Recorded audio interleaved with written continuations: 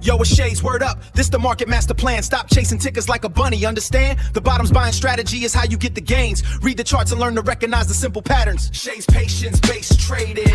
No more gambling, just systematic upgrading. Find a purple line support, that's a discount, kid. Paying all your monthly bills, that's the knowledge I give.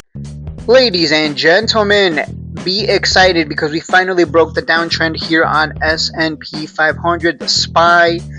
The SPY represents the top 500 companies in America. America first, woo, right? All that fun stuff. So a lot of people put their money into the SPY because they don't want to stock pick. They don't want to take risk.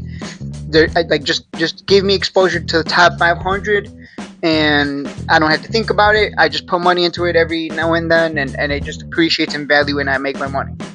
Well, the top 500 have been going sideways since October. Finally tanked, and we might be hitting a bottom here. We'll see, but we broke this downtrend. We broke the downtrend, which means there's potential for a reversal. Reversal happens, we come back up, and we finally go back to 700 plus, new highs and beyond, and we will be in a bull market at that point. Because if the top 500 companies are performing well, then everything else is gonna, all boats rise, so to speak. So this is looking good. But again, we have Trump speaking, so who knows? That's another thing I want to touch on is Trump.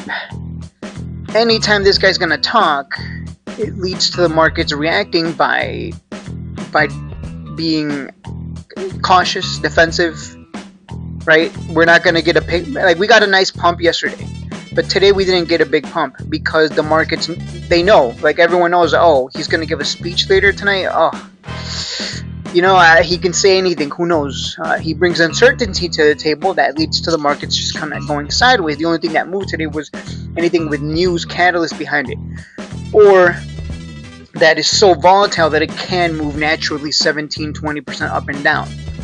Other than that, it was pretty muted. It was pretty, not much happened today. So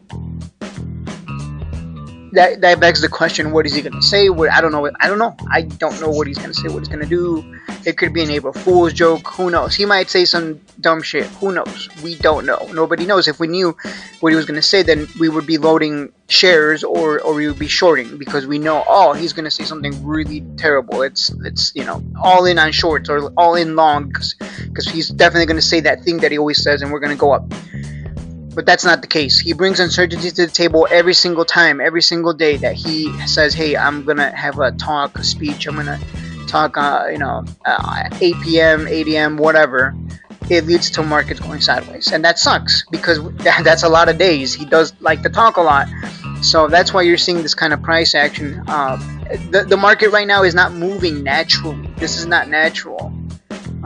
Those of you who have been around for a long time, this is a headline-driven market, and Trump knows this, so he takes advantage of that. But that also means that the price is just, if the price is being propped up by his tweets, at some point it's just gonna completely fail, and we're gonna tank. Right? He can only get away with it for so long before it doesn't work anymore. And another thing I want to mention is I don't know what's going to happen with the whole Iran situation. Maybe we're going to find out, later today. But that's another thing to keep an eye on. That's going to affect everything, right? So grocery prices have already gone up for me at least. So that's going to have an effect. We got the midterms coming up. There's just a lot in the future, and not only is there a lot coming, the midterms, we got Trump's new guy coming in to replace Powell. There is so much uncertainty coming, and we might not even see a new high. We might not even see a bull run. We might literally go sideways because midterm election years tend to be poor, right? They tend to perform very horrible. They're not great years to be trading because there's just so much uncertainty, right? If the Democrats win, oh crap, who knows what changes they're going to make, what's going to happen, impeachment, all that nonsense. It's going to bring uncertainty.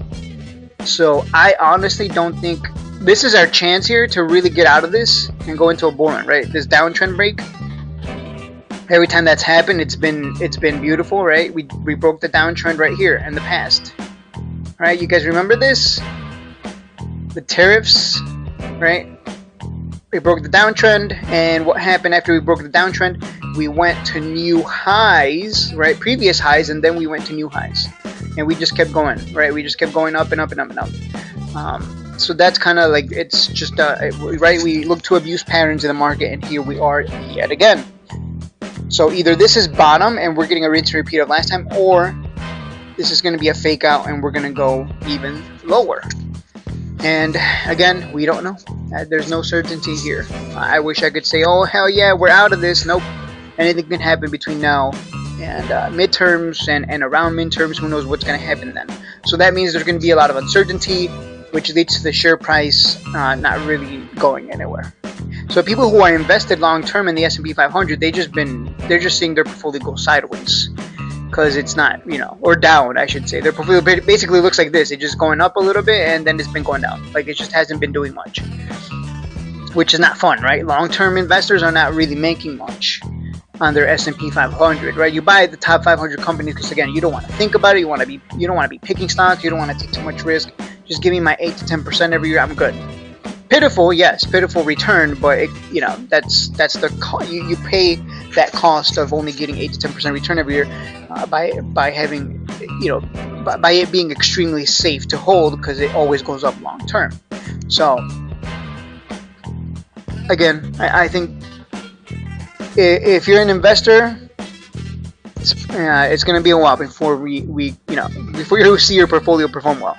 If you're a trader, your portfolio can do better. That's the funny thing. If you're a trader, you actually can perform better as long as you're picking good companies, because of the volatility that Trump brings, right? We saw a lot of stocks pumps 10, 15, 20% the other day, and it's a good sign, right? It's a good sign. I'm glad people got to get a taste of the bull market, but again, we're not out of it. So just want to let you know my thoughts, what I think. I don't think we'll see like a real bull run for a while, is what I'm thinking. I don't think we get a bull run until 2027, at the beginning of 2027, I think, somewhere around there. At Q1 2027, I think, is when we get a bull run.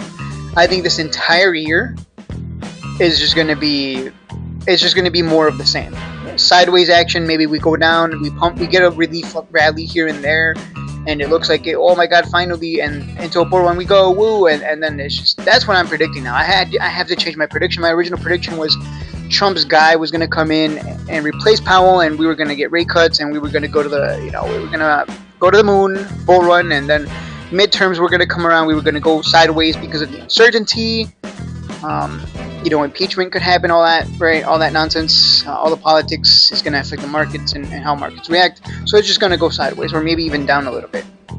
And then once the air is cleared and midterms elections pass, we know who won, and we have an idea as to what's going to happen, and what changes are going to be made. Then the uncertainty is gone, and we will go higher. So, essentially what I'm saying is, in my previous prediction, I predicted that we would go into a bull run at the end of the year / beginning of 2027. So I think we still have that same end goal. The only thing that's changed is that we're probably just going to go sideways, right, for the rest of the year. And the only people that are going to make money are the flippers. I had to become a flipper. Like, you buy stock, and if it goes up, you run with the money. You do not want to sit on the position. The only reason you want to sit on the position is if you're holding long term, genuinely. But like I said, it's gonna be a while before we start creating new highs on the markets as a whole. Really, you have to. If you're a trader, you're the one banking right now, because you have the option of jumping in and out. And I don't. If you buy a stock and it goes up a lot, take the profit and run. That is the market we are in. So I sold a put today on Apple, not on Apple, on APLD, but that's about it.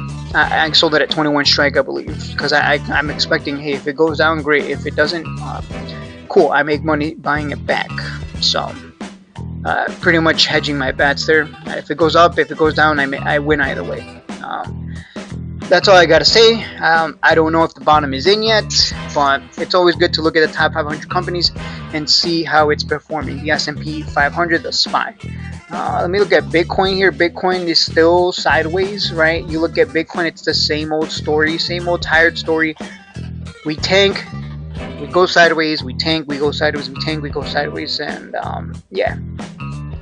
Until that pattern breaks, we would expect the same. So, still be very cautious. Don't get overconfident. A lot of people right now are being, some people are being overly optimistic. Like, oh my God, this is it. This is I'm gonna miss out if I don't buy it. This is the end of the crash, bear market, correction, whatever they want to call it. Just those are all just terms for downtrend, where everything just keeps going down anyway. So, yeah, that's all I gotta say. So, keep your head up. You'll be right. You'll be all right if you're buying good companies. But this is one of the toughest markets I've ever traded. Sleepy Joe Biden was easier because he wasn't, constantly yapping and giving press conferences, and it wasn't causing the markets to react by being, Joe Biden's gonna talk. We need to just not, we need to just sit back and not buy today, because just and then the market goes sideways for sometimes days at a time. So again, if you're trading stocks that are running, stocks that have momentum behind stocks that are getting used, sure, it can, those are the ones that are moving, right? But it's been pretty pitiful. It's been pretty pitiful for long-term investors in the S&P 500 and people holding anything related to Bitcoin. So until this ship steers around, I would say continue to be cautious, but continue buying the good companies out there, and I'll leave it at that.